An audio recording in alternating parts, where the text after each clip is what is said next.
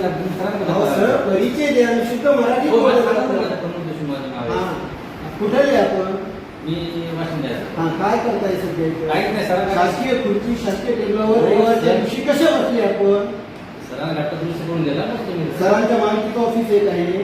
हे कार्यालयातील कारभारावर गंभीर प्रश्नचिन्ह निर्माण करणारी घटना जिंतूरमधून समोर आली आहे. रविवारी सुट्टीच्या दिवशी कार्यालय सुरू असल्याचे आढळून आले. विशेष म्हणजे सरकारी कार्यालयातील अधिकाऱ्यांच्या खुर्चीवर खासगी व्यक्ती बसून लॅपटॉपवर काम करत असल्याचे पत्रकारांनी पाहिल्याने एकच खळबळ उडाली.